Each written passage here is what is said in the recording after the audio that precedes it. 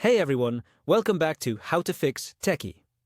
If you've ever recorded a video on your iPhone or Mac, chances are it's in the MOV format. And if you've tried uploading that to some apps or editing tools, you probably ran into a file not supported error.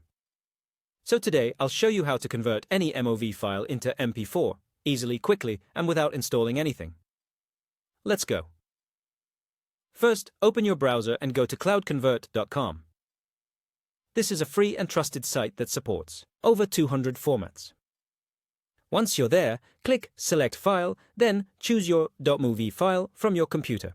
You can also drag and drop. Under Convert to, choose MP4, click the gear icon if you want to tweak resolution, audio, or file size, but if not, leave it as is. Now click Convert and wait for the process to complete. Depending on your file size, it may take a minute or two.